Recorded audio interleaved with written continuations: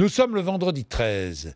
Superstitieux ou superstitieuse, écoutez bien. Héloïse Mosoni, bonjour. Bonjour. Vous êtes historienne, auteur du livre des superstitions et des légendes et mythes des régions françaises aux éditions Robert Laffont. Le vendredi 13, c'est le croisement de deux superstitions, je crois.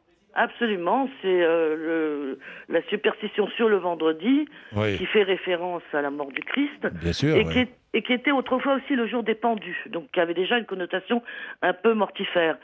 Et le 13 qui fait référence au repas de la Seine. Donc c'est vraiment une origine chrétienne. Oui. Et il y a le vendredi 13 une exception française. Parce qu'en France, on a fait du vendredi 13, enfin on a fait, le loto et la Française des Jeux ont fait du vendredi 13 un jour de chance. Alors c'est pas vraiment la Française des Jeux. La Française des Jeux a observé que le vendredi 13 en France, les gens commençaient à jouer à la loterie nationale, puis à tous les jeux de hasard. Et ils se sont engouffrés dans la brèche en faisant une campagne de marketing très bien faite, avec plein de fétiches porte-bonheur en affiche. Ouais, ouais. Et effectivement, ça a extrêmement bien marché. Bon, maintenant, le phénomène s'auto-entretient parce que la cagnotte est tellement énorme que vendredi 13 ou non, c'est plutôt la cagnotte qui attire. Et ça, c'est vraiment une exception française. La Française des Jeux a essayé d'organiser un tirage le vendredi 13 à l'échelle européenne. Il n'y est pas parvenu pendant quelques années. Là, je crois qu'ils arrivent à peu près à avoir l'Angleterre, mais je suis même pas sûr qu'ils y arriveront. En Allemagne, par exemple, le vendredi 13, personne ne joue. Alors, pourquoi une exception française? C'est évidemment quelque chose qui... C'est la victoire du marketing, ça. Alors, il y a la victoire du marketing, mais il y a aussi quelque chose de spécifiquement français. Ouais. La France, c'est le pays du rationalisme. C'est le pays de Descartes, c'est le pays des philosophes. Et je pense que, à force, nous avons presque culpabilisé sur tout un pan de la superstition, ou alors qu'on l'on pratique dans la sphère privée. Et le vendredi 13, historiquement, il n'y a pas de vendredi 13 où se sont passées des choses effroyables dans l'histoire de France. Un vendredi 13 finit par devenir un jour comme les autres. Ouais. Et donc je pense que c'est l'expérience, comme on voit qu'il ne se passe pas, bon, sauf évidemment malheureusement Oui. les derniers événements, il ne se passe pas grand-chose. Finalement, les gens ont commencé à jouer. C'est peut-être une façon aussi de conjurer le mauvais sort. Les croyances, les mythes, les superstitions se transmettent de génération en génération. Bien sûr, Héloïse. elles sont d'origine familiale, mais je crois Oui. qu'elles sont aussi en chacun de nous. Oui. La pensée magique, c'est on est avec, on grandit avec. Après, bon. Mais d'où ça vient? D'où ça vient bon, il y a des hommes et des femmes qui sont superstitieux ou superstitieuses, et d'autres qui ne le sont pas ou peu. Pourquoi la différence? D'où vient cette différence? Alors d'abord, il y a de plus en plus de gens superstitieux. Ah bon? Les De plus en sondages plus. le montrent. Alors, en particulier en France, donc ce pays où quand même les philosophes du 19e ont quand même, les rationalistes ont critiqué la superstition, c'est une faiblesse d'esprit. Donc la France, pendant très longtemps, était considérée comme le pays où les gens ne s'avouaient pas superstitieux. Et au fil des sondages, on se rend compte que pas du tout. Il y a une sorte de déculpabilisation, je dirais. Et les sondages il y a eu un sondage il y a quelques années, pratiquement un quart des Français s'avouaient superstitieux, ce qui est absolument énorme, et beaucoup dans la jeune génération.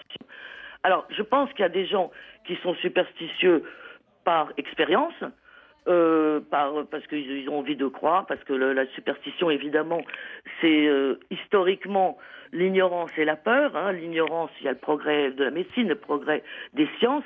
La peur, elle est toujours actuelle. Et il y a des gens qui ont fait un rejet.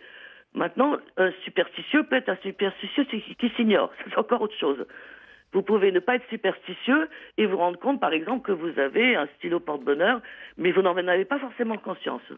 Donc je pense qu'il y a beaucoup de superstitieux qui s'ignorent. Oui, Ou silencieux.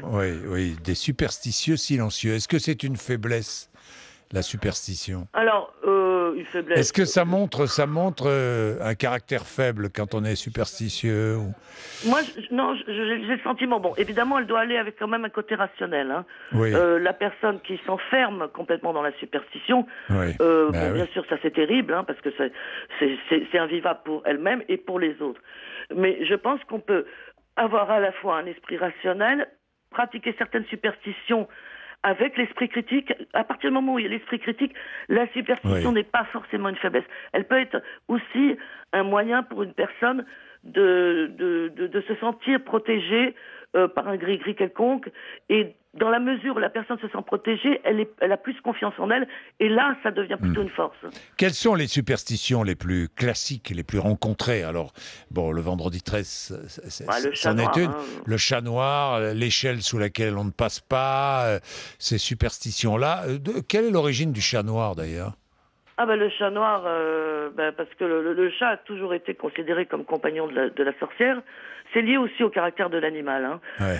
Et puis, vous avez beaucoup de récits dans les procès de sorcellerie où la sorcière a comme compagnon un chat noir. Et ça traverse les âges, ça. Hein. Ça traverse les âges. D'ailleurs, on a brûlé des milliers de chats noirs dans toute l'Europe, dans les bûchers de la Saint-Jean. On dit même qu'il n'y a même plus un seul chat noir. Mais ça, c'est un peu culturel parce qu'en Angleterre, par exemple, une maison où il y a des chats noirs porte bonheur. S'il y a des filles, elles sont toutes bonnes à marier. Donc c'est quand même, ça varie d'une région à une autre. Et l'échelle sous laquelle on ne passe pas? Ah ben ça, c'est parce que l'échelle sur un mur forme un triangle divin. Donc c'est tabou de franchir ce triangle divin. On dit que le diable se tient derrière. Bon, alors évidemment, les plus rationalistes vont dire oui, mais parce qu'on peut prendre quelque chose sur la figure, ce qui n'est pas entièrement faux. Oui. C'est pas entièrement faux, effectivement, quand vous passez. Est-ce qu'il y a d'autres superstitions? C'est passionnant ce que vous nous racontez, Héloïse Mosani. Dites-moi, est-ce qu'il y a d'autres superstitions connues, très connues? Je ne sais pas, moi, le fer à cheval, par exemple. Oh, le fer à cheval, ça date quasiment des Grecs. Hein. C'est antique. C'est antique. Parce que c'est la forme de la voûte céleste. Donc symbole de fécondité, et après avec le christianisme c'est devenu, on a vu dans le C, quand on met le fer à cheval de côté, la forme du Christ. Donc il y a le fer à cheval, le parapluie à l'envers, le parapluie ouvert dans une maison. Oui, le parapluie ouvert dans une maison, paraît que ça porte malheur. Oui, alors ça c'est totalement rationnel, pour une fois.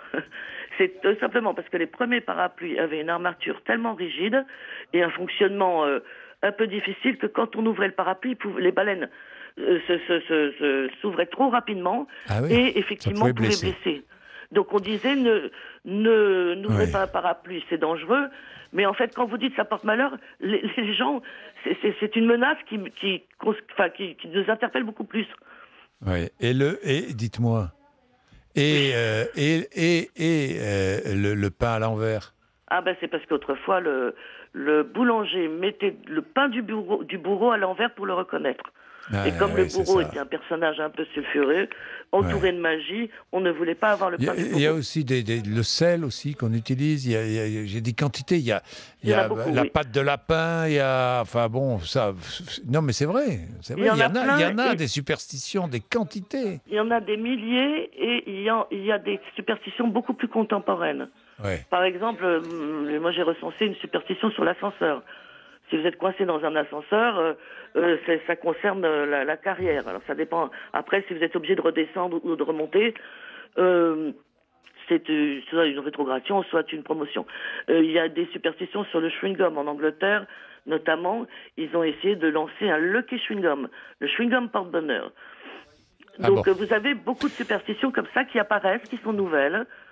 Beaucoup dans les pays anglo-saxons qui n'ont pas ce complexe que nous avons.